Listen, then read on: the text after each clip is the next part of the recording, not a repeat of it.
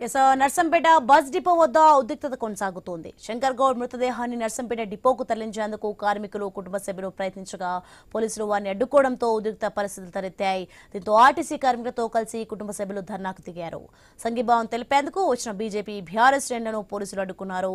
దీంతో పోలీసులకు, నాయకులకు మధ్య వాగ్వాదం చోటు చేసుకుంది. పోలీసులతో శంకర్ గౌడ్ కుటుంబ సభ్యులు గొడవకు దిగారు.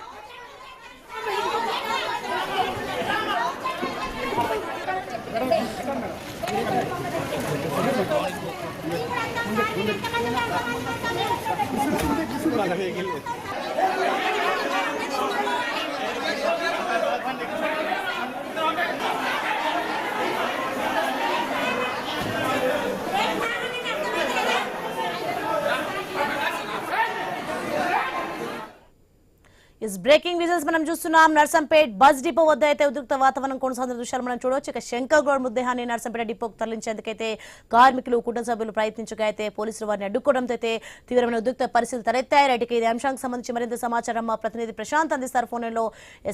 ప్రశాంత్, ప్రజెంట్ సిచ్యువేషన్ ఏంటి అక్కడ? ఎస్ఓని ఉదయం నుంచి కూడా ముత్తోజిపేటలో హైడ్రామా కొనసాగుతుంది. నిన్న ఆర్టీసీ కార్మికుడు కోల శంకర్ గౌడ్ ఆత్మహత్య యత్నం చేసుకుని మృతి చెందిన ఘటన యావత్ ఆర్టీసీ కార్మిక లోకాన్ని కలిసివేస్తున్న ఘటన పైన పెద్ద ఎత్తున యావత్గా ఎగిసిపడింది. అటు వాళ్ళ కుటుంబ సభ్యులకు మద్దతుగా వచ్చినటువంటి బీఆర్ఎస్ నేతలను తొలుగా అరెస్ట్ చేశారు. అనంతరం కేంద్ర మంత్రి బండి సంజయ్తో సహా వేలాది మంది బీజేపీ కార్యకర్తలు వచ్చి వారి కుటుంబ సభ్యులకు నివారణ అర్పించడమే కాకుండా వారికి బాసటగా నిలబడ్డారు. ఈ తరుణంలో అతని మృతదేహాన్ని ఆర్టీసీ డిపోకు తీసుకెళ్లి నివాళులు అర్పించాల్సిందిగా వాళ్ళు ప్రాధాయపడడంతో అయితే ఒకసారిగా హైడ్రామా పెద్ద ఎత్తున ఉద్రిక్త వాతావరణంతో చేస్తుంది. కేంద్ర మంత్రితో సహా వాళ్ళ కుటుంబ సభ్యులు బయటకు వచ్చి స్ట్రెచర్ ను కూడా తీసుకురావడంతో పెద్ద ఎత్తున యుద్ధ వాతావరణం నెలకొంది.